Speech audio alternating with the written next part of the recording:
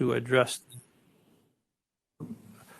excuse me, is there anyone wishing to address the executive, or to the address Rules Review Committee? Seeing none, we'll move on to item number 3, approval of the minutes of the October 11th, 2023 Rules Review Committee meeting, and they were sent out in the packet. What is your pleasure? Motion by Supervisor Robinson. Is there a second? Second by Supervisor Hart. Any discussion on the rules minutes as presented in the packet? Supervisor Baker. Thank you, Chair Gibbs. So I don't think that these rules, or that the minutes capture totally our meeting. I also don't think it's probably possible to, so I'm not really trying to be critical, but I'm more just commenting on the reasons for that I requested a recording of the meeting for future reference, because my memory is not perfect, and I may be remembering incorrectly, but I don't remember that we actually discussed F as a standalone item.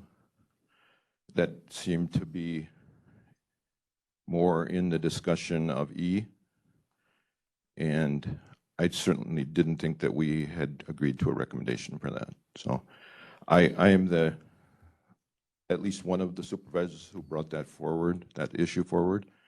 I did that at the request of a citizen whose representative is not on Rules Review, so I brought it forward on that person's behalf.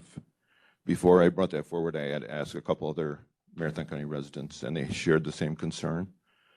I honestly don't necessarily have that concern personally, and I would, before we discuss it, I would like to have a chance to talk to those residents again so I can better articulate their concerns. But I would probably like to see that discussed again. Thank you.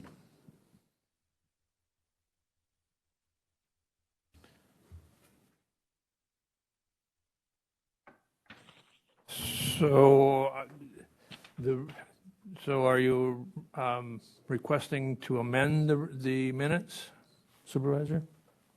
No, I'm not requesting to amend the minutes. I'm going to vote no, but I don't think any of my concerns are enough to change the course of action, given that everything can be discussed at the organizational meeting. So I'm not requesting a change of minutes, but I am just stating that I don't think they're completely accurate. So if someone wants to change them, I mean, I'm open to that, but I don't want to spend the committee's time discussing that.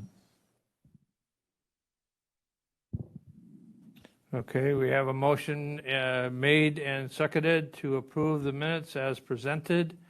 Any further discussion? Any further discussion? Seeing none, we'll proceed to vote. All those in favor of the motion to approve the minutes as presented signify by saying aye. Aye. Aye. Opposed? Motion is carried, but not unanimous. Thank you. We'll move on then to items. So the question that Supervisor Baker raised was, should the county board chair serve as the chair of the NCHC board? I don't believe, I think we'll put that on the floor for discussion. And I will defer to Corp Counsel because the rules that the board, or the multi-county agreement that this board has approved spells out how the NCHC board chair is selected. And this board approves the appointment to the NCHC board. So the question becomes, can we put in the rules that can this board require or prohibit the board chair from being the chair of the NCHC board as it stands. Thank you. Thank you, Mr. Chair. In thinking about this question, I think there's two processes, right? There's the election of the chair by the NCHC board. I don't think we can affect that process because it's a separate entity. Then the question of appointment by the county board to the NCHC board is a separate question. I think potentially this board could create a rule regarding who's eligible for appointment. So if a rule was that the county board chairperson is not eligible for appointment to the NCHC board, I think that could be a rule. Then that person obviously wouldn't be eligible to be NCHC board chair because they wouldn't be on the board. So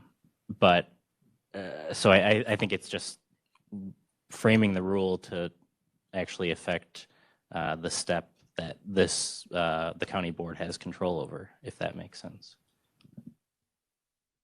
Clearly, that makes sense. The question then becomes, when does that effect take? When would that rule take effect? Meaning, it can't. Can it or does it alter the situation where a previous board approved the appointment? Because I can anticipate that question. Sure. I don't have an answer to that right now. I'd have to look into that question to make a determination. I'm just not 100% sure. Aren't county board members appointed for the term of office? So every other April, they would be subject to reappointment, subject to, they're actually nominated by the administrator, confirmed by the board, are they not? That would make sense then. If the terms are concurrent, then I think that takes care of that question. Supervisor Baker. So as I mentioned during the discussion of the minutes, I'm in the awkward position of not being fully prepared to articulate the reasoning behind the request. So if that could be, if we could defer the discussion to future, that's fine, or I can try to articulate it, but I'd like to talk to the individual again. I do have a question for Corp Counsel. Is the appointment process would it be by statute that is the administrator's appointment? So then would we be, would a rule be interfering with that? I'm not sure if that's even, if we're even allowed to or if it's internally, if it's just our own internal rules that have the administrator making the appointment. That is a good question that I hadn't thought about. It is the administrator's appointment. I would have to look at the Tri-County agreement to see if that sets forth that it's the administrator's appointment or whether it's by operation of statute, because those would be two, I guess, potentially different answers. I'll have to look into that. I'm not sure. Supervisor Baker, please. So then I would request that we defer, give me time to get more information on the reasoning for the request, and then also for the Corp Counsel to answer the questions. That's fine. So without objection, we'll defer that to a future meeting. Okay, then I was going to take down and go down the list as they were presented that I believe has not been yet fully discussed. And that is item that I now have is adding the budgeted process to the rules. And I think I've got a notation on that we'll take that discussion up in December after we finish this budget to see if there's any tweaks that the recommendation of the rules review committee would be, if there's any adjustments to the process that we've outlined and taken under attempted to implement this year. The next item, Supervisor Baker. I have one item that I would like to add to the list, and I don't know when the appropriate time to do that is. Well, we'll get to additional items because additional Okay. items have come in. Okay, At okay. some point. I'm, again, still just working off of the Okay, list thank you. that we created. So the next item that hasn't been fully vetted is the suggestion about question being called. I'd like to try to if we could, come to some kind of conclusion as to how, if we want to change and put a special rule in about question being called. I really, just on this point, I think is really challenging. Don't get me wrong. I think that there sometimes is, but again, it requires a 2/3 majority of the board to end debate. And literally, that's, it's not a super majority, but it is a super majority of the board. 2/3 is clearly more than a simple majority. Moving it to 3/4 or something other than that, I think one is different than Robert's rules, which is not, not prohibited from our rules. However, I think you're now moving you're potentially moving into a situation where the minority now, a very few minority could actually continue to request debate and move debate longer in the discussion on an item. Supervisor Baker. So I had made the suggestion to change it to 3/4. I had not considered the impact of that on the walking quorum, so I would like to withdraw that request. Okay. So any suggestion, any other suggestions as to an issue or how to deal with the issue of potential abuse or weaponizing the question being called? Supervisor Robinson, please. Could I just suggest that perhaps as part of the education of the board that we go through the proper use of the calling of the questions. There are times where the debate has lingered excessively. There are other times where the call has been made really early in the deliberative process. And I think some of that is a courtesy to members. And perhaps if we could just embellish the purpose behind calling the question when debate, there's a difference when debate is exhausted and it's redundant and when the debate is still fresh and enlightening. So I would ask that perhaps as part of the board orientation, we spend some time on that. Okay, there's any other discussion? Supervisor Dickinson, when you have a chance. You bet I will. Supervisor Baker first and then Supervisor Dickinson. So I know that several of us had made the suggestion that we not require a vote if there's no objections, and I don't know if we discussed. I don't recall that we discussed that. We did discuss that, and Okay. I think there was consensus that was that we were going to have Corp Counsel draft that in the rules. Okay. Okay. Thank you. Supervisor Dickinson, please. Thank you. So my concern is that this part of which I stated in the other meeting is that some people tend to use it more than others, and so I would look for a limitation, either 1 or 2 calling the question per meeting per member. Because again, what I've seen is there's a handful of people who use it, and that becomes, in my opinion, becomes abusive when the person or a person is simply trying to quote unquote move the meeting along, which doesn't do proper justice to the discussion being had. Okay. And part of the precedent on that is a limitation that we have on announcement time and a limitation on the number of times someone can actually speak in a meeting at 3 on a particular agenda item. Okay. Any further discussion? Supervisor Robinson? I'm just looking at the Corp Council to see if we can impose those types of rules on members.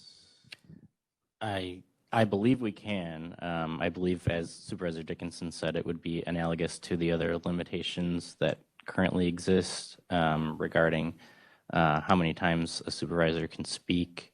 So I think the board could adopt that rule as far as a limitation on calling the question.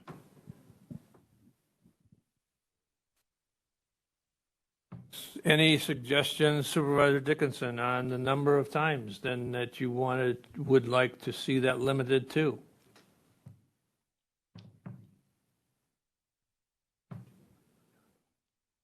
I'd prefer one.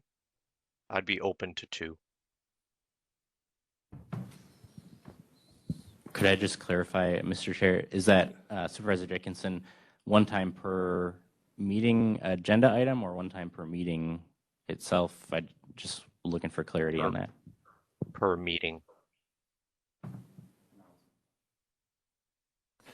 Okay, the suggestion is that there's the limit, supervisors may call the question of one time per meeting. Additional thoughts? Supervisor Baker, please. I'm not sure how I feel about the suggestion. I think most of the times, I could be wrong. I would defer to Supervisor Dickinson how many times people have actually done it per meeting. I think that one of the meetings at which it was the most troublesome to me, I guess would be to say, it is the budget meeting. And I think that could be alleviated potentially by listing all the potential resolutions as agenda items, so that every agenda item, every resolution that was offered would be discussed and voted on. I don't know if we can do that or not. You know, I don't know if it would get approval of HR Finance or whoever, you know, sets agenda, but I think that would be an option too, you know, a different way to go about that would at least alleviate some of the concern with the calling the question. Thank you.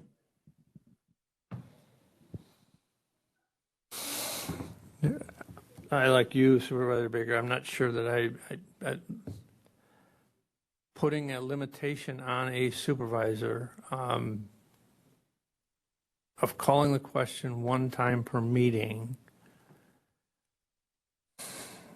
Again, I go back to, it still requires a 2/3 majority vote of the board. And that's still a high hurdle. I just struggle with, I understand the intent.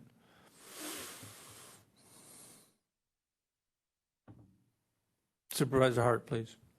Thank you. I think one of the things too is when we relate this to a motion similar to limiting the amount of times a supervisor can speak to 3 times per item, well, this kind of goes beyond that because it's limiting a supervisor for an entire meeting, and that kind of goes away from precedent. So I'd be open to the discussion of this limiting a supervisor per item, but to limit it to 1 supervisor per meeting, I think that goes away from precedence a lot. And then the other thing is when you limit a supervisor to 3 times per meeting, that can be overruled by the board as well. So this also could be overruled by the board where, and again, I think an overruling of the board, that would be 2/3, right? So we'd just go right back. We could say, call the question, objection to call the question, and then overrule the objection, and then it's a 2/3 majority again.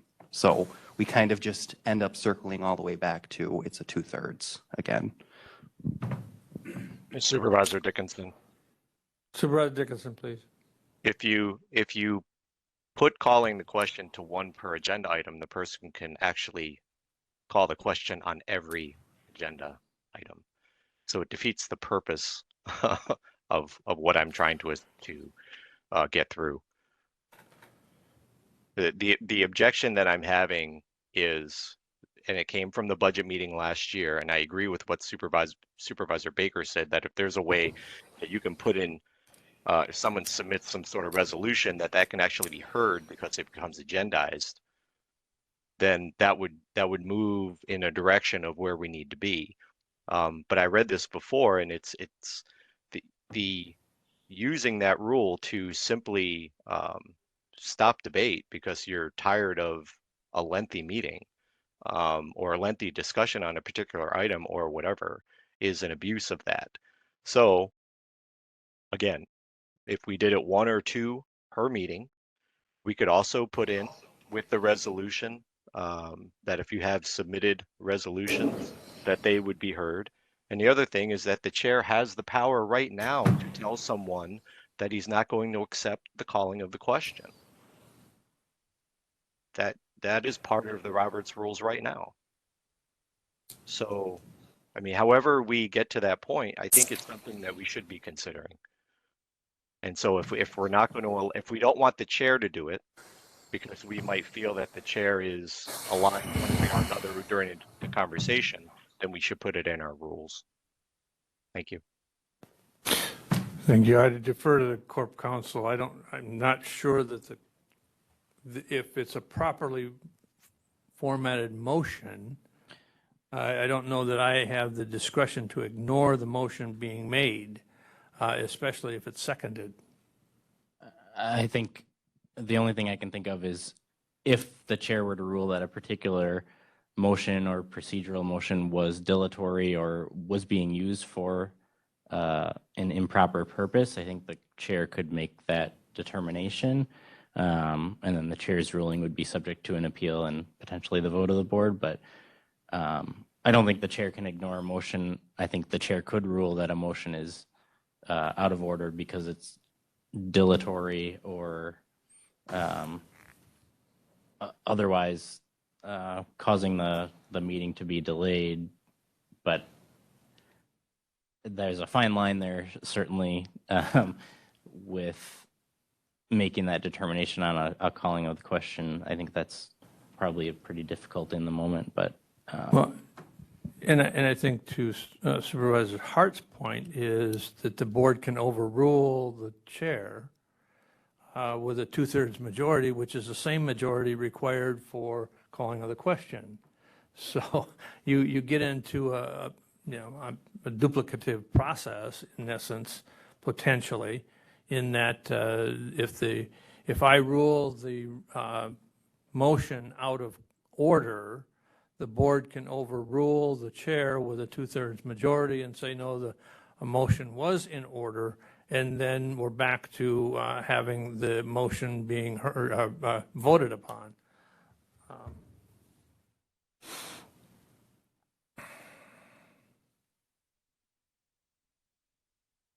So I've heard the suggestion that we have one time per meeting. I've heard the suggestion one time per topic. But I don't know that we have any kind of consensus as to how to move this forward.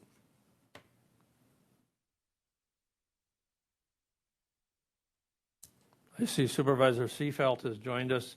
Any thoughts, Supervisor Seefeld? Yeah, thank you, Chair Gibbs. I think it should probably stay the way we have it now because the 2/3 majority vote is saying that most of the members want the debate to end. I think we should leave it the way it is. Thank you.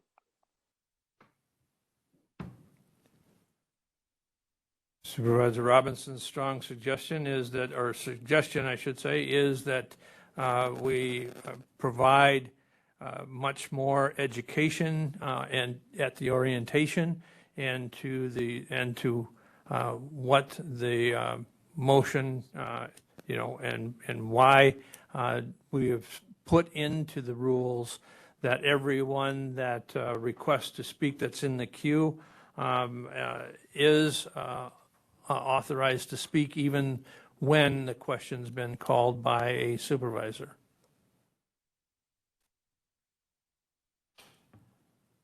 Supervisor Hart, please. And I hopefully this is like kind of the last point on this. I think we have to also realize the reasoning that this gets used so often is because it's a 38-member board. So even if we limit discussion to 3 times per topic, that still could be a really lengthy amount of time. And I think that is the reason is that this is used is because there's so many people on the board, and it limits debate because these could be, you know, we've had 6-hour-long meetings before, and without this, it's possible that every meeting could go on that long, even with questions, all questions being asked and answered. And I've sat through meetings where I feel like sometimes questions are asked and answered over and over and over again, where the debate just kind of starts to repeat itself. But I do caution, you know, we shouldn't limit people's, you know, ability to speak out for the constituents, but that is the nature of why this happens so often, is because this is a very large body. And it should also be pointed out that in my experience, looking at other elected bodies that are much smaller than this is rarely ever used. You know, the city council, school boards, anything like that, because those are much smaller boards. And they run out of things to say eventually, and it seems like we do not at some times. So I think we have to put that all into perspective here. Thank you. Thank you. I think there is again, I keep going back to the 2/3 majority. It does require a 2/3 majority to be successful. And you know, as the chair sitting up there multiple times, you know, when we provide guidance to public comment, one of the things that we clearly say is that if someone has already made the comment that you agree with, to, instead of repeating that same comment, agreeing with the individual. You know, but I've heard multiple times in debates on items on the floor is repetitiveness of the same arguments or the same discussion. Not that, but I think when the question sometimes is called, it clearly is that nobody's mind is being changed during the debate. Everybody has come with the mindset they already know how they're going to vote on an item, and so continuing the debate in some cases is just prolonging. However, I don't want to again limit people's ability to discuss items. If I may, So I'd like to make one more comment. Go ahead, Supervisor Dickinson, please. I believe we're making a lot of subjective assumptions about why people are calling a question or not. Our responsibility, regardless of how many of us, is to be in that room or in the meeting and listen to what other people have to say. And there are people, certain people who speak, who may have more influence than someone else. So this is not public comment. These are not just people coming in, giving us some feedback. We are the voting members. And I will always err on the side of everyone having an opportunity to speak in a meeting. And the abuse that happened last year was an abuse, because it wasn't about who was saying what at what time. It was, we ended up not looking at other resolutions because people were tired of being there for 4.5 hours. And if we think as a board that's okay, then fine, let's not limit it, put it forward, and people will, you know, we'll go with this 2/3 majority thing. That's fine. But let's not make assumptions about why people are calling the question, because I guarantee you some people call the question because they just want to leave. And that's an abuse. Well, I would just point out that that's an assumption also. So we'll continue. I don't know that we're going to come to a consensus at this point as to how to resolve this item. I do see that you know, that there's times when the question's been called very early in the debate, and sometimes very late in the debate. when we are actually getting to repeating the same comments. But again, there's a suggestion to have one. There's a suggestion to have one per topic. There's a suggestion to leave it the same. What's the pleasure of the task force? As a recommendation, again, it'll be an item that will be debated by the board when the board adopts the organizational rules. Supervisor Robinson. I don't have a problem with leaving it as is. I tend to vote no on most of the calls of the question, wanting to hear, sharing Supervisor Dickinson's thought that we ought to hear people out, but I also don't support limiting the tools that are available to members. And again, with the 2/3 requirement, it's not just a person, it is a supermajority or 2/3 of the board that is needed to do it. I just would hope that we would use discretion as to when those motions are entered, and try again to educate the board. Chair Gibbs? Supervisor Seifelt, please. Yes, I do agree with John, or Supervisor Robinson. I think we should leave it at the 2/3 majority vote when the question is called. Thank you. Okay. Any other, again, I think we've stated everybody's opinion. I don't know that we have consensus or even a motion to move something to the recommendation to the full board other than leaving the 2/3 majority and debate it at the organizational meeting. Thoughts?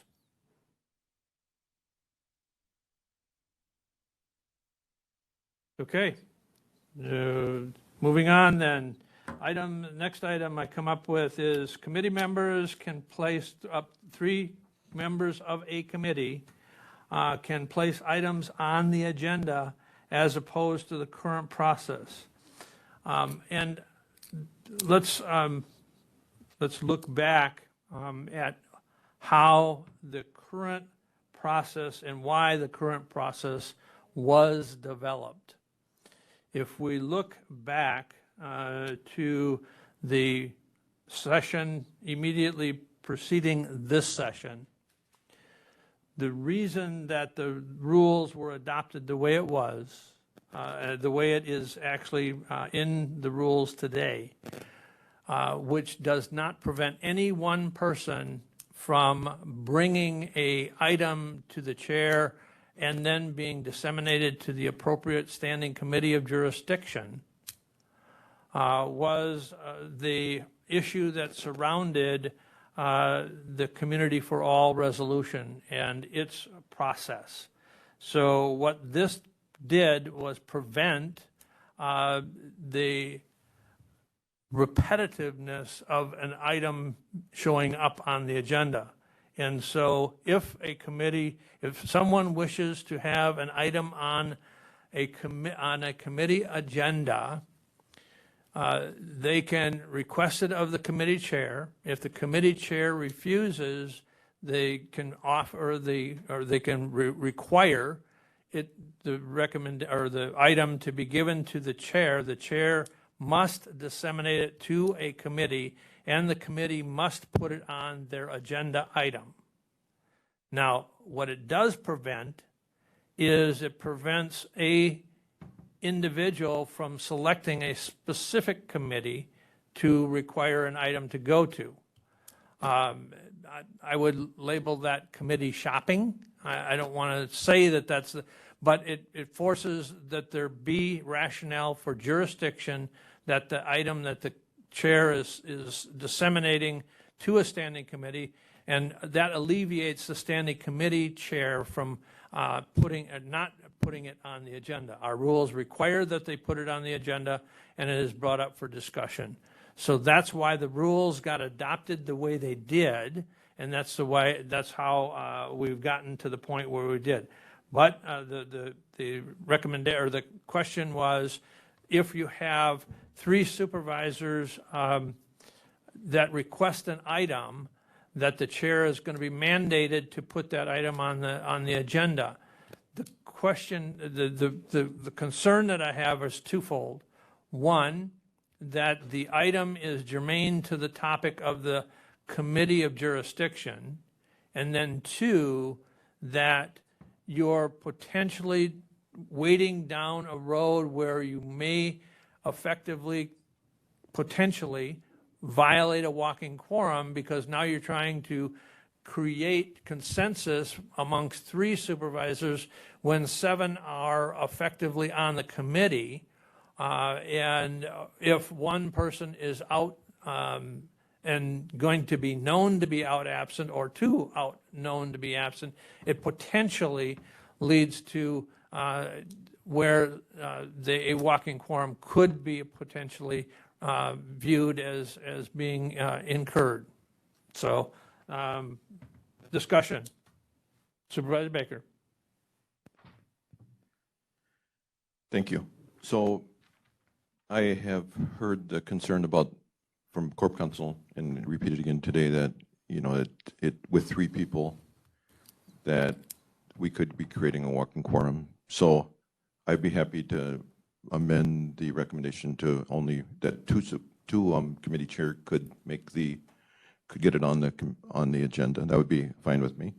The second question was, or the second objection is that it may not be germane and maybe committee shopping. I think that's a red herring, but it's, you know, it is a potential. So then the question is, who would decide whether that's, you know, germane to the committee and within the jurisdiction? So I suggest that as part of the rule, that if there is an objection by whoever we decide, if it's an objection by any one member or objection by the committee chair, however, then that would go to the full board for a vote at the next full board meeting to see if that's germane or not. So that's, you know, it would make it so no one person would have to make that controversial decision. It would be the board's decision whether that was germane to that committee. I'd be fine with that as well. So that should answer the second objection, I think. So both of those 2, you know, with 2, I would note that I believe Lincoln County has a rule, although I haven't fully researched it, but that any 2 supervisors can put a resolution on the full board. If I don't really support that necessarily, because I think it should go, you know, we have a standing committee system, and I'd like to see it start at the standing committee. So I'm not advocating the approach of Lincoln County, but it you know, it is much different than ours. I would note that the process, if the committee chair turns down that, the way that we have the rules written, it is at least a multi-month, I believe maybe 4-month process, and there is actually gaps in the way it's written that it could be, you know, indeterminate amount of process. That I believe that there is no real, I'd have to go back and look. It's been quite a while since I made this suggestion, but I believe there's a gap in there that can be indeterminate amount of time. It can be delayed as long as possible. I mean, as long as desired. So when I was first elected to the board, I was told that I could not talk to other supervisors between meetings. I have that in email. And we could not talk about issues at meetings because they weren't on the agenda.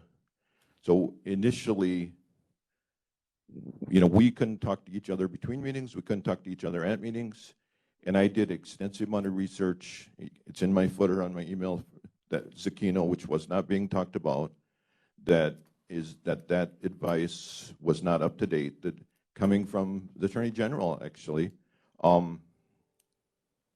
So the issue is not as important as it was, because we've learned ways to work around, you know, to be effective within the system. But I still think that we need to have a way for supervisors to have an impact on the agenda. That should not just come from leadership of the board. Thank you. Other discussion?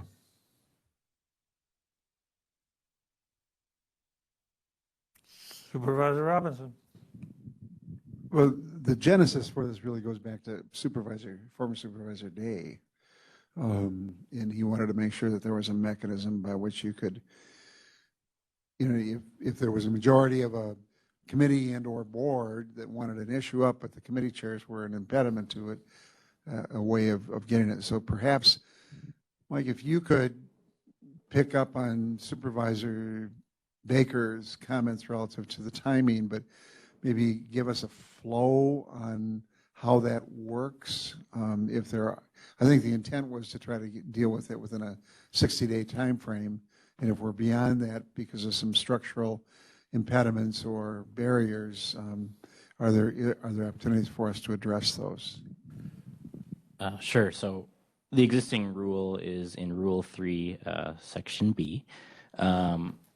Any supervisor desiring to have an item not currently being considered by a committee placed on the county board agenda may request that the item be considered by contacting the county board chairperson in writing. The chair then, upon receipt of that written request, shall refer to the issue to the appropriate committee. The committee has to take that issue up within 60 days of the referral from the chair. So you have a supervisor wanting an item on the agenda. That supervisor contacts the county board chair. The county board chair refers to a committee. That committee must take it up within 60 days. The committee then, if it does not advance the item to the full board, any two supervisors may contact the county board chair in writing to request that the item be considered by the full county board. If the chair gets that request, the chair must place the item on the executive committee agenda within 60 days of receipt of that request. So you have another 60-day time period after the committee has considered the item. If the committee does not advance it to the full board, it can be requested to be put on the executive committee's agenda within 60 days. So there is that initial 60-day period for the committee to consider the item, and then if the committee does not advance the item, there's an additional 60-day period in which the executive committee must consider the item if two supervisors bring it to the chair. So that's the current process and the timeframes related to that process.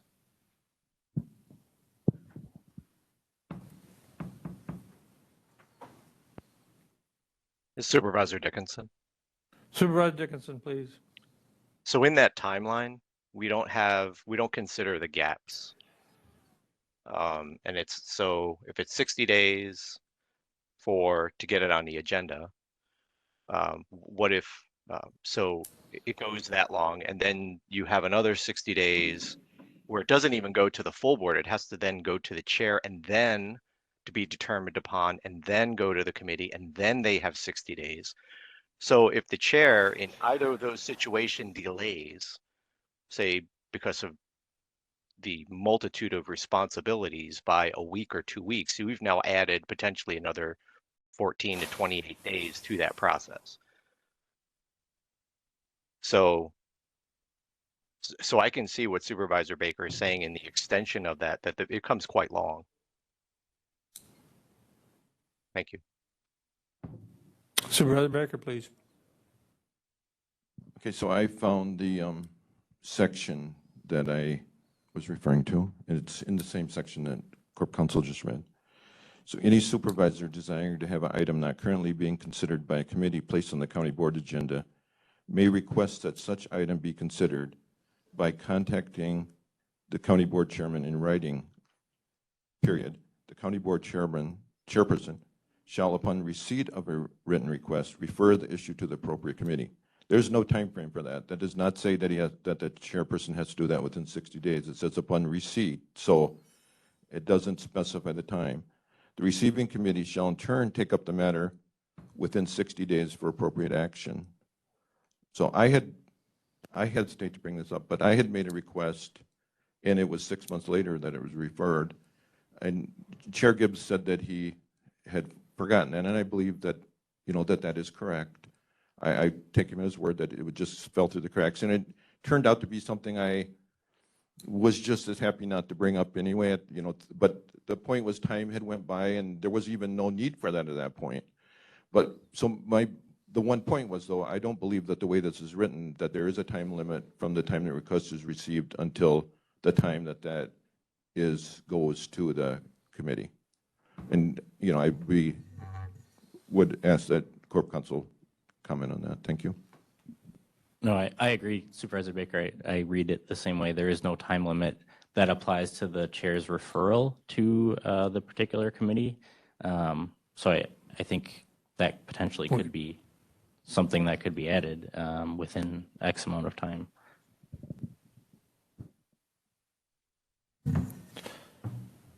Supervisor Hart, please. Thank you. I think I just have a question. Has this process ever like fully played out here? And then is this process ever prevented anyone's resolutions from getting to a committee? I mean, I'm searching here is what is the issue exactly with the rules as it currently stands?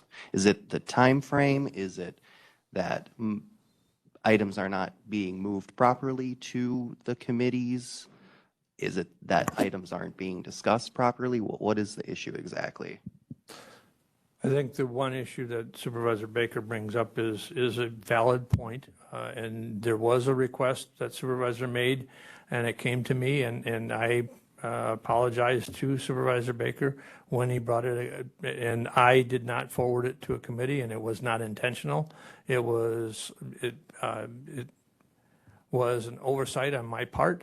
When he brought it to me the second time, I forwarded it to the committee, or I think, in fact, I think Supervisor Baker had withdrawn at that time the request. So to answer the question that Supervisor Hart raises, I don't believe that it's ever played out fully in the fact that it's gone to a committee, the committee has not moved it forward, and two supervisors requested that it move to the executive committee, because I think the step that putting it to the executive committee was put in the rules last term.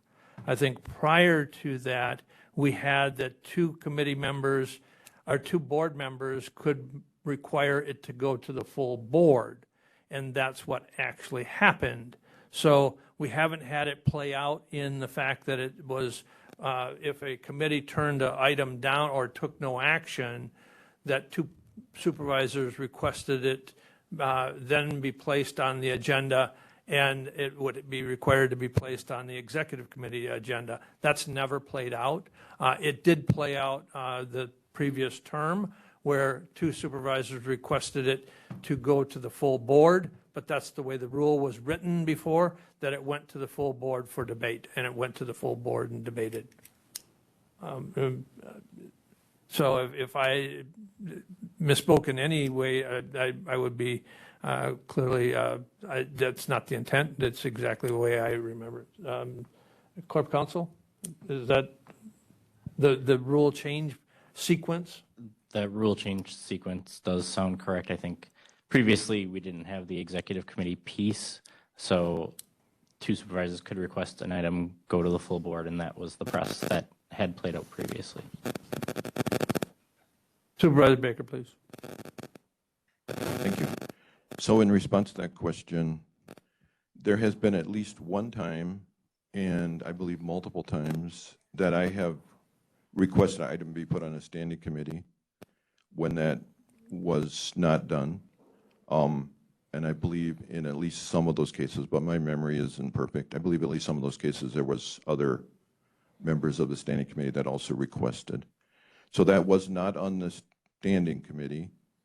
The standing committee did not have, and it was clearly a matter that was within the jurisdiction of the standing committee by board rules. It was without question within the jurisdiction of the standing committee. So then the standing committee did not have the opportunity to discuss that. It went to the full board and was voted on. So at that point, it becomes a moot point. The whole 60 days and 60 days, the issue was voted and resolved before the standing committee.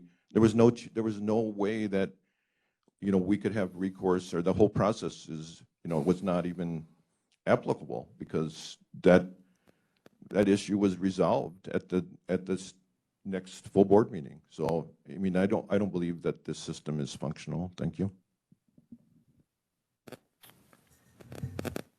Other discussion?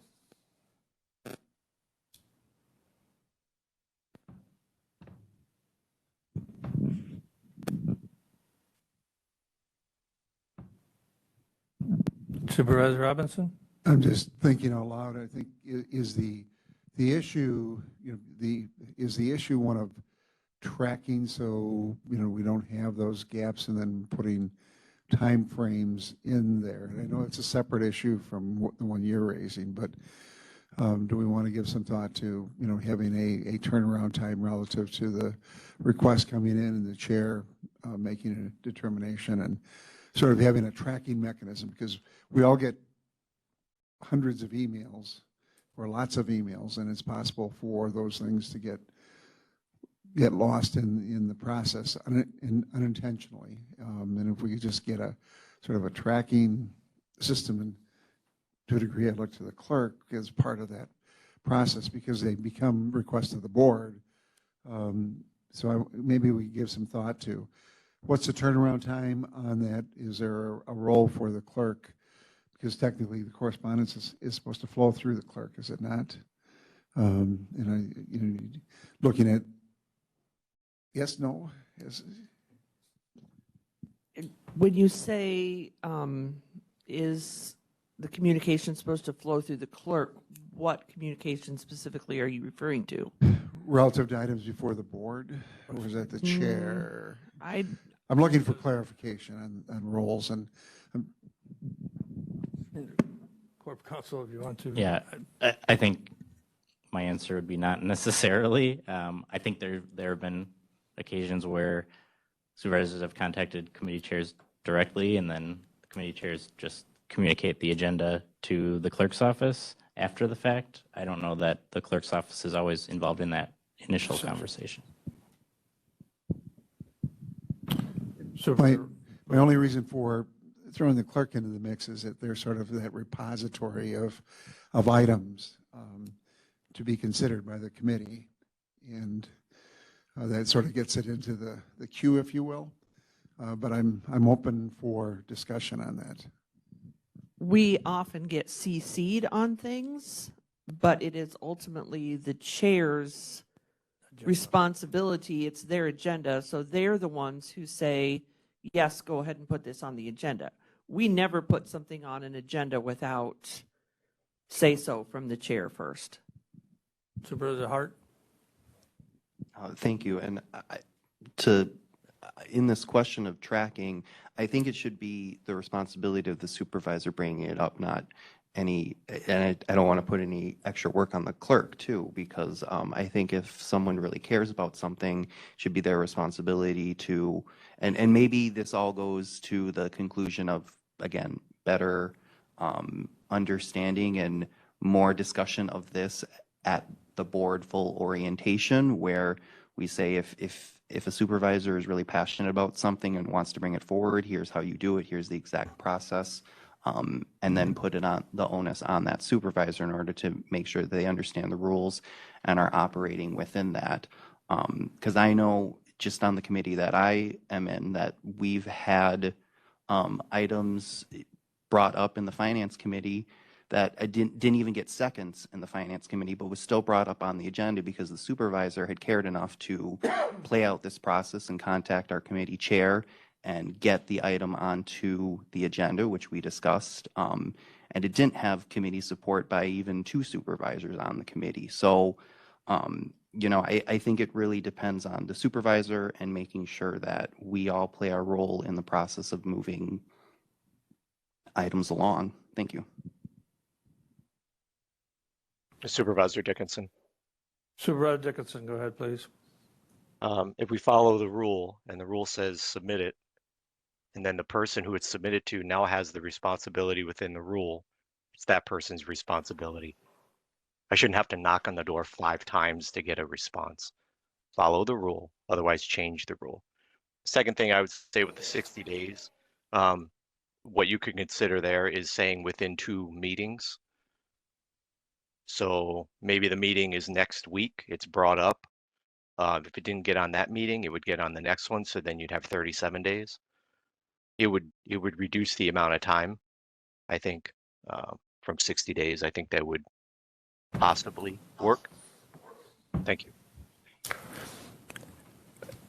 I think the intent of the 60 days was to have it be available and put on the agenda within 2 meetings. And the reason I say that is simply that even though the rule doesn't say that, I think the intent was that if something came up, let's say a week prior to the current scheduled meeting, and that meeting had a full agenda, it was the discretion of the chair not to have a 3 or 4 hour meeting because the item may be lengthy in discussion, but allow the committee chair to structure so that the very next meeting, they could organize that meeting so that that item could be brought up. So I think that's what the intent was. So I don't think that there'd be any problem putting into the rules that be considered within the next 2 meetings. Ceiling is falling. Oh, well, as long as it's not the sky, so it's just the ceiling.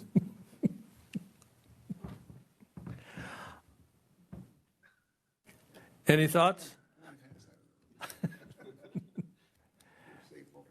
Thoughts if we move it to within 2 meetings?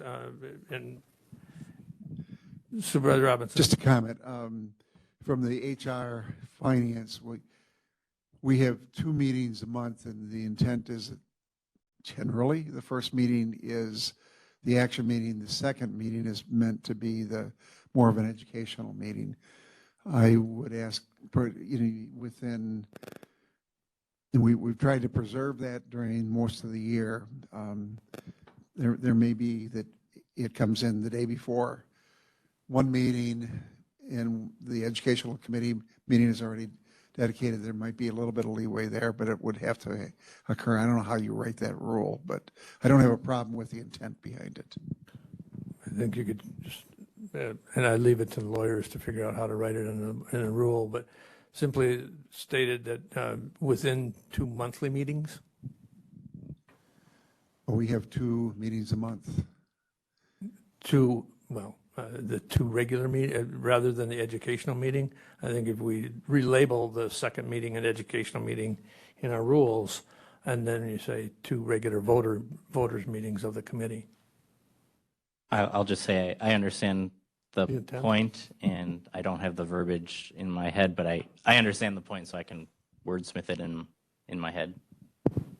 Supervisor Robinson, So please. can we request Corp Council take a stab at trying to incorporate the comments that were made, that we put a timeline relative to the chair's referral and in action, and then a expedited processing of that within that 2 meeting concept, and bring that back to us?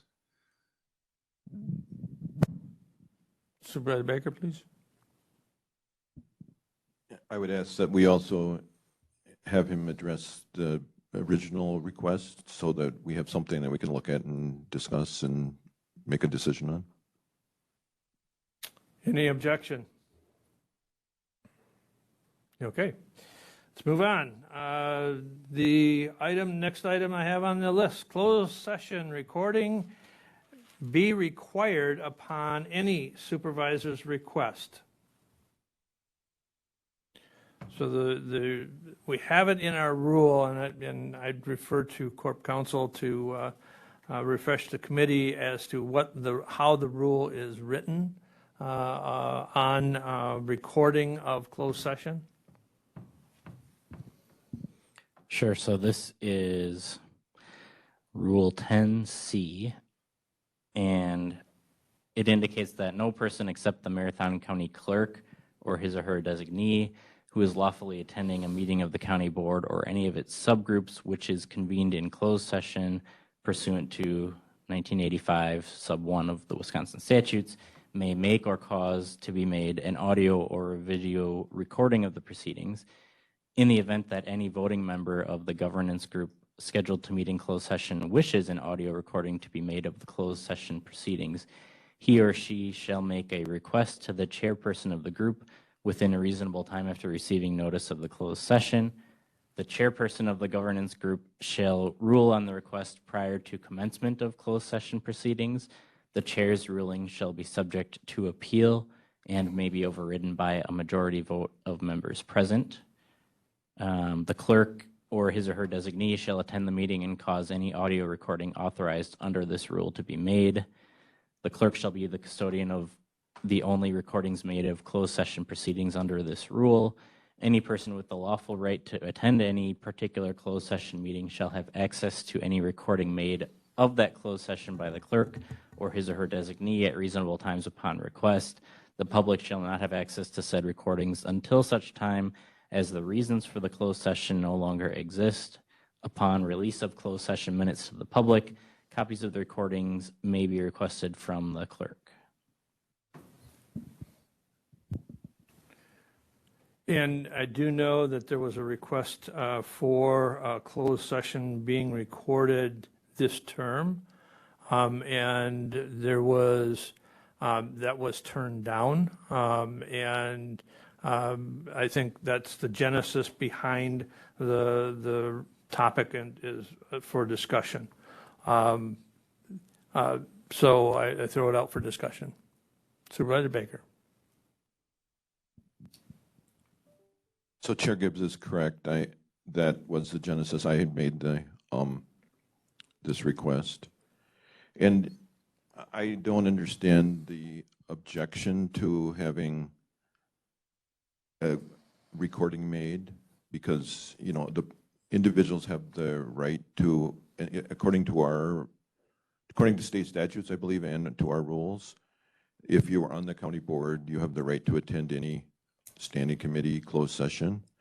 And not everyone can make it to all the closed sessions, but if a supervisor wants to familiarize themselves, make sure they have the information necessary to vote, it just seems like it would be good policy to maybe just automatically make a recording without even a request and, make it available. And we still have to keep, it still would not be available to everyone, just to those who are on, who would have access to that meeting. So that was the genesis for the request. Thank you. Discussion.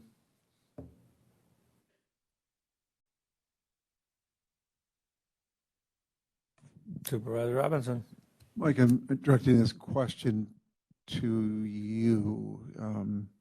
Closed sessions are done for a variety of reasons: sensitive negotiations, purchasing of property, but also personnel issues.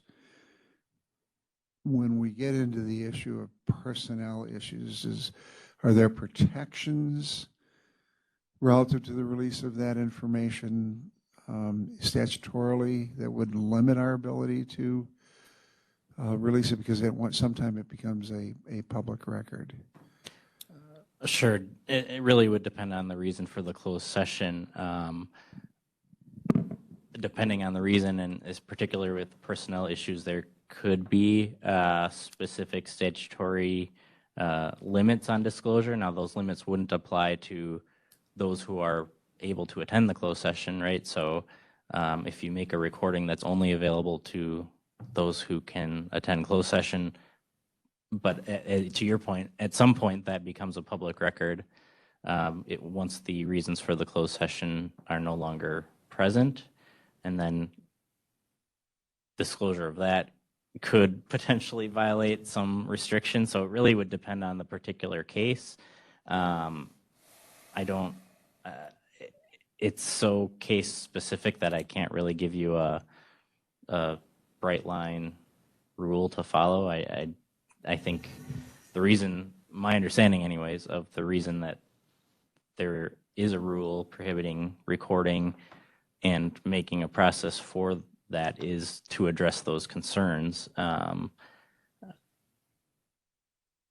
I don't have a good answer for you. I think it would depend on the reason for the closed session and then what applicable law could restrict that that closed session discussion from being released, whether it's a personnel issue or an employment grievance, something like that, how long that restriction applies, who it applies to, those would all be considerations that would have to go in before that record could be released to the public.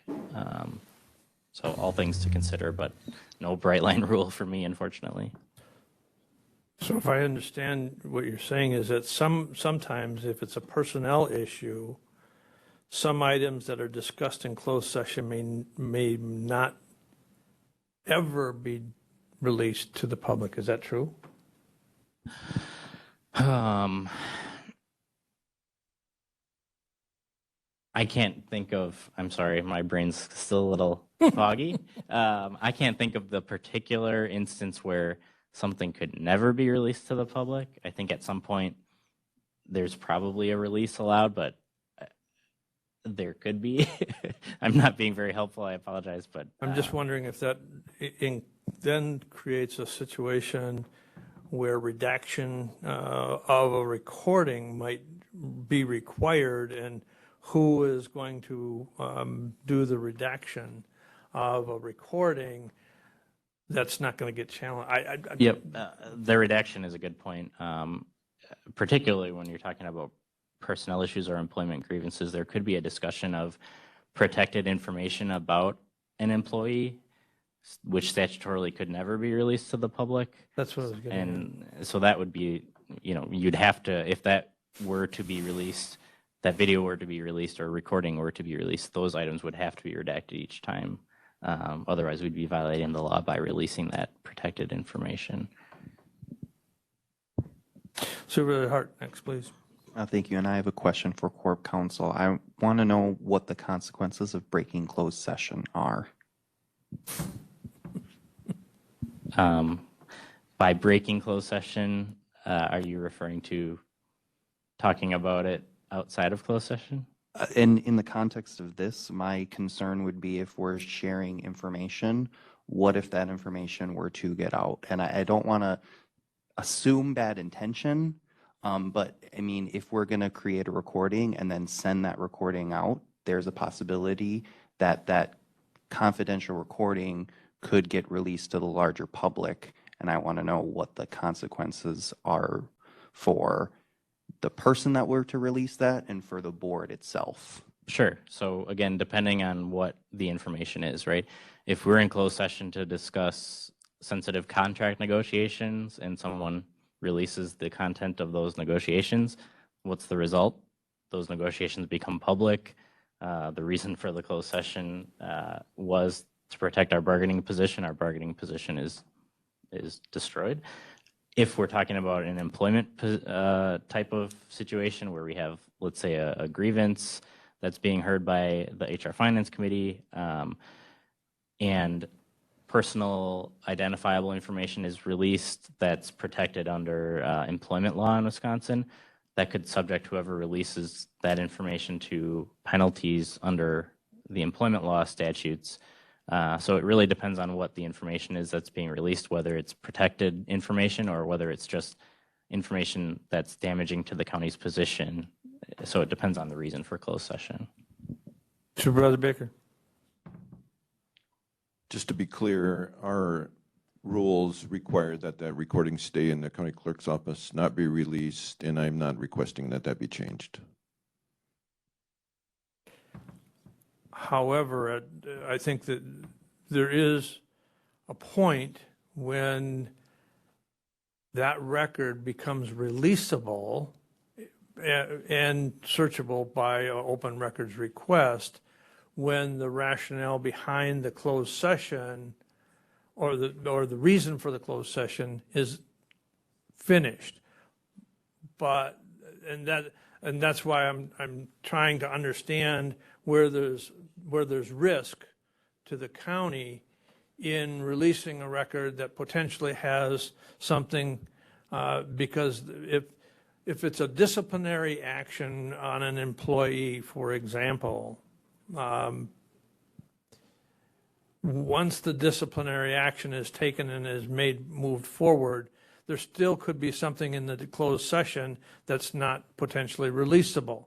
My point is that that now puts the onus on the clerk or the corp counsel to redact that portion of the recording because the rest of the recording is still, of the closed session is releasable. Am I not correct? But that's probably correct. Okay. Clerk Trubad, please. I have two questions. So if the recording were to stay in the clerk's office and someone wanted to listen to the recording, that means that I would have to provide a private, inaccessible to the public place for someone to listen to that recording. Then is it my responsibility to make sure that that person who's listening to the recording doesn't take their phone in and make a recording of the recording that they take out of my office? If this is a potentially 2-3 hour long closed session, that would potentially interrupt my office functionality for that time period. The other thing is we have to consider technology if we're going to look at recording closed sessions. The rules right now say audio recording. If we're going to record WebEx meetings, that's an audio and video. And the only way to record a WebEx meeting is to use microphones. And in this room, when someone's using a microphone and the doors are closed, someone could stand at the door and hear every single thing that goes on. So we would have to identify some type of technology that was able to record audio proceedings going on in the room only by audio in such a way that it still couldn't be heard in the hallway.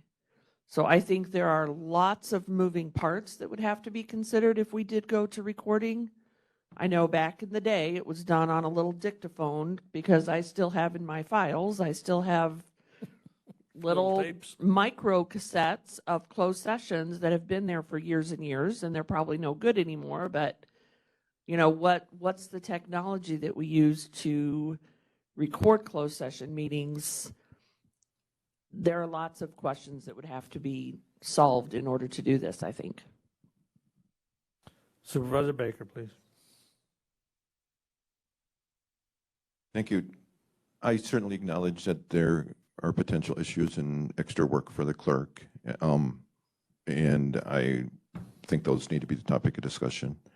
Those do exist in our current rule. I mean, we do allow for there to be recordings. So those issues are not unique to the change, but they would increase in magnitude. If particularly, I didn't suggest we do that we record every closed session, but if we went to that, that would definitely increase the work.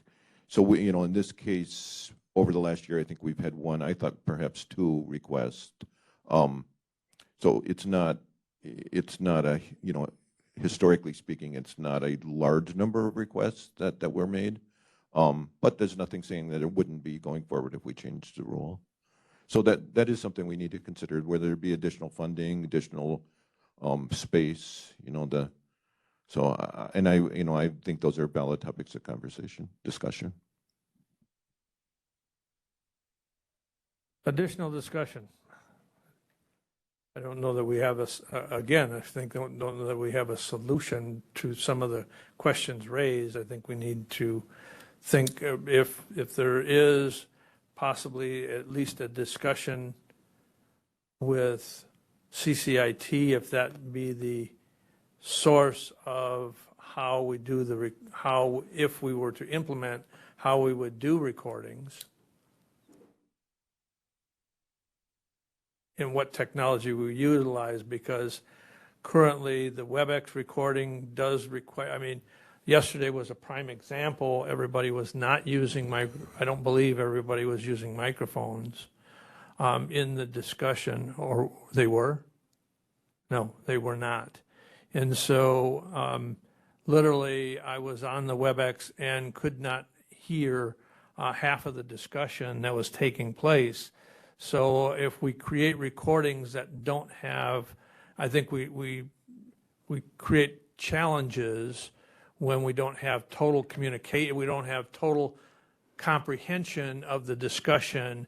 So if we're getting bits and pieces of a closed session because the recording has not been made whole, that becomes really challenging, because now even when it's released, somebody can not have part of the conversation in the discussion. So I just think that we need to look at what's the technology that we're going to utilize to do that. I don't think that WebEx right now, the way it's structured with the audio coming through the microphone system, mic system, avails itself to a recording that potentially is not heard outside of the chambers.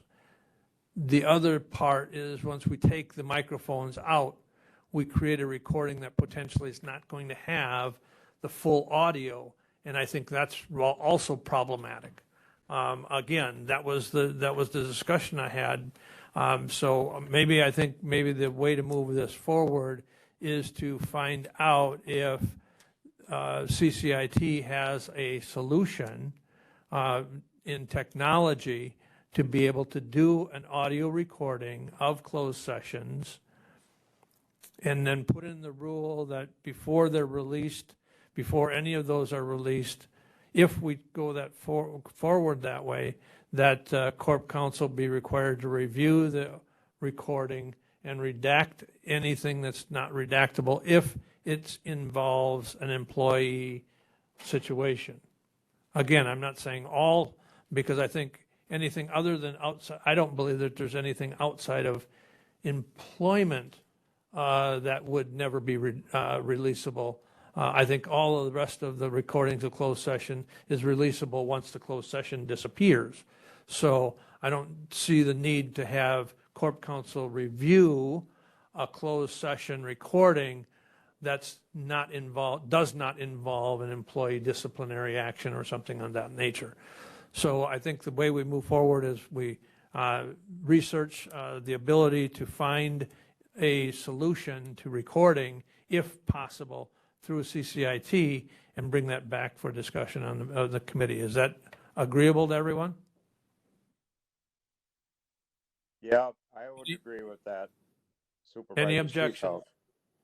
Thank you, Supervisor Seefeld. This is Supervisor Dickinson. I just have one comment. Go ahead, Supervisor Dickinson, please. So since this is already in our rules, if someone said at the next meeting, let's go to closed session, I think you just have to figure it out, right? I mean, what would happen if the majority of members said yes? You have to record it. So I would suggest then that the clerk figure this out with some guidance, because it could happen at the next meeting. Thank you. Again, we'll work with CCIT and see if we can come to a solution and bring it back for discussion at this committee. Okay, the next agenda item probably is going to get into a little bit of debate, although I don't know that it is going to require a lot of debate. And we'll see what the thought is. Appointments to various boards, commissions, task force must be made 1 week prior to the education meeting in which the appointment is to be taken up. I throw it out for discussion. Supervisor Baker. That was recorded incorrectly at the meeting minute during the meeting. Sorry, during the review of the minutes, I made that point that was not the actual request. That it was 1 week prior to the Standing Committee of Jurisdiction of Relevance. We had a little bit of discussion during the minutes, and I said those are valid points, or potentially valid points, but they should be had now, not back then. So that's not actually the suggestion that was made. So the suggestion, so please enlighten me. What is the suggestion that you are making? Well, I don't have it in front of me, but it was that the appointments would be made, I believe, a week prior to the Standing Committee of Jurisdiction for those appointments, so that the Standing Committee could ask if there were objections. So recently we had an appointment that was made that was turned down, or voted no on by the board, and that, really, there was no issue raised until a very late date. So there was no chance for that to be discussed at committee. I believe it would have been more appropriate for that to have been discussed, and it, may not have, those issues may have been worked out at the committee level before that appointment was ever got to the board, and we may have spared a lot of discussion and some angst and ill will. So it's essentially, I would like to be able to have the standing committees discuss the appointments and provide some vetting and recommendation to the board. Supervisor Robinson. I want to just chime in on that. As I recall, that appointment came to the educational meeting of the county board. No objections were raised. And I view it as being blindsided with it coming, the objections being raised at the voting meeting. So I think there's an obligation on parties to raise those concerns early in the process. I don't personally support running all these appointments through the standing committees. I think there's a vetting process. I think that there ought to be, the nominees should be in the packets when they go out for the board members to review them. But I think it's also going to come upon us to do our due diligence and be appropriate, because the supervisor that objected knew very well at that educational meeting that they had strong concerns and there were no issues raised. I think if the issue is vetting, get the names out there early enough to allow them to do that. But I'm not in support of running them through the standing committees. The way that the current process works, obviously, is the packets are supposed to be available on Friday prior to the educational meeting. And if there is an appointment, if we stand by that and we use the letter of the rule and the intent of the rule, is that in that packet would be the information that surrounds the appointment itself. And so you have that available effectively 6 days prior to the educational meeting normally, meaning the education Friday and the education meeting follows on a Thursday. So I thought that's what we were talking about. If we're talking about changing the process to now have every appointment moved to a standing committee of jurisdiction, that's a total change in the process that we currently have. I think those are two different things, but I do support the information in the packet on the Friday meeting, at the Friday packet for appointments. And if I don't know that there's ever, well, I shouldn't say ever, I guess there possibly is a need, or could be a need that something be of an emergency situation, but I don't know what that would be as far as an appointment. But because the board still has the authority to reject the appointment. But I think if we support moving and having that information in the packet on the Friday prior to the educational meeting, and then anybody that has objection, raise those objections to the educational meeting, so that it gives the individual that's being appointed at least a opportunity to refute those objections. But I can't support moving every appointment to a committee of jurisdiction. The full board still has the authority to take that. Full board discusses that full appointment. Supervisor Baker's next. So I will look that up and send that, but the request was not that every appointment go through the standing committees. the request was that every appointment be made known before the standing committees. And then if any supervisor had an objection to an appointment, they could bring that to the standing committee for discussion, whether they were on the standing committee or not. Not that we would do every single one that would go through the standing committees, but it would give more time for citizens to provide feedback. It would give more time for supervisors to, do their research, and it would give an opportunity for the appointee to provide input and to be available for questions if they so choose. Obviously, they couldn't be required to come if they chose not to. Thank you. Supervisor Hart. Thank you. I think one of the issues with bringing, if my understanding is correct here, bringing appointees, making them known before standing committees, that creates a really extensive patchwork of these due dates, because all the standing committees meet, at completely different times. So we're going to have, a never-ending deadline of when certain committees are due, and that's going to get very, very complicated very, very quickly. That's a concern of mine. The other thing is, if only one person is required to object, we potentially put the power of one individual to run individuals through a committee. We're about to lose the quorum, so we haven't come to any conclusion on this. We will take this item up next committee meeting. Supervisor Robinson is needed to go, and that will potentially eliminate a quorum. Rick? No, we still have a quorum, excuse me. Okay, we still have a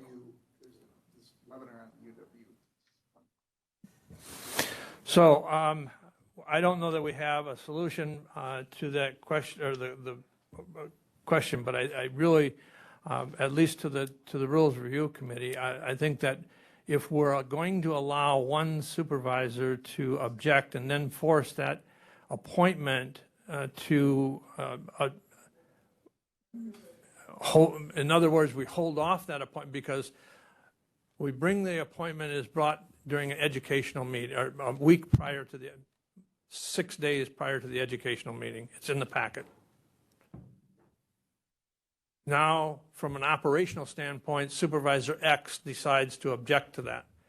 Does that item get pulled from the agenda then and then held over till the standing committee actually reviews that appointment, which now delays the appointment another month? It's not that I'm saying that the delay is necessarily bad. However, you've given the power to one supervisor to object and then force that individual to go. The full board's going to potentially debate it anyway, because the person making the appointment has brought the information of that individual to the full board. And then, as we had talked before, some of the appointments are by statute. Are we circumventing that? I think the full board is the approving authority of the appointments.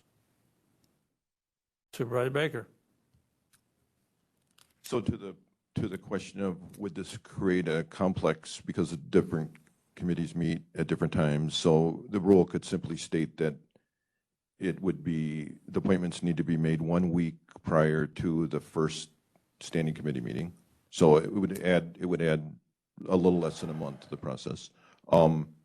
It wouldn't be, I don't view it as they would be made before the educational meeting and then objected to it would slide into the next month. They would just be made prior to the beginning of the month, and if there were objections, then they would go through the normal process of the standing committee and educational and full board. So it would just add a few weeks to the process.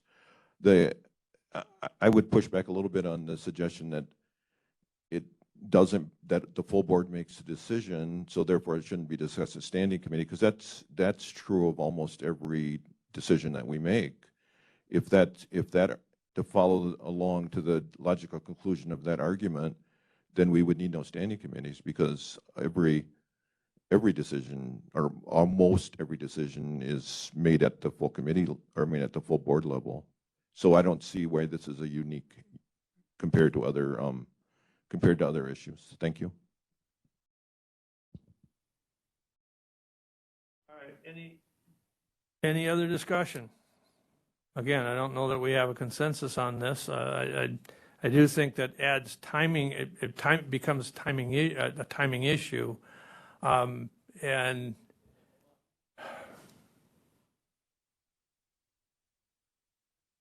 well, let the committee think on this item, because I don't know that we have a consensus at this point. But now I try to understand the clarity of your suggestion. Your suggestion is at least 1 week prior to, and I don't know how, so effectively, you're really saying that every appointment has to be reviewed, because in order to actually be known to the committee, it has to be on an agenda. And so the appointing authority would have to notify, and again, committees' agendas are also on the Friday prior to their meeting.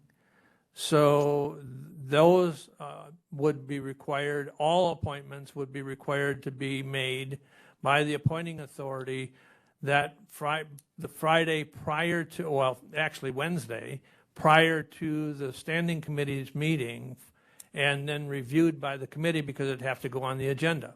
It really would, in order for it to even be discussed by the committee or looked at by the committee. If you go to another point, and that is, if you don't take it up unless one committee member objects, where is it going to be posted? It would almost have to be posted by the committee agenda in order for it to be publicly viewed, as you're suggesting. So I think there's problems with the implementation of that, but we'll think about that. So we'll look at that at the next committee meeting. So the next committee meeting is scheduled for, help me, Tasha, I don't have my agenda. Pardon me?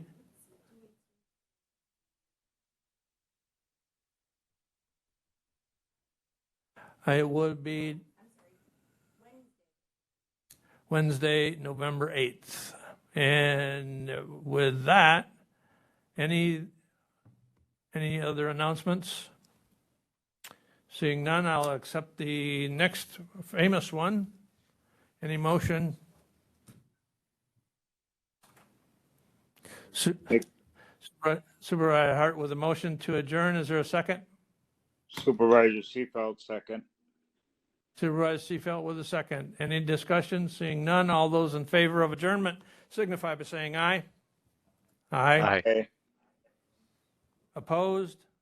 Motion carries. We stand adjourned. Thank you, ladies and gentlemen.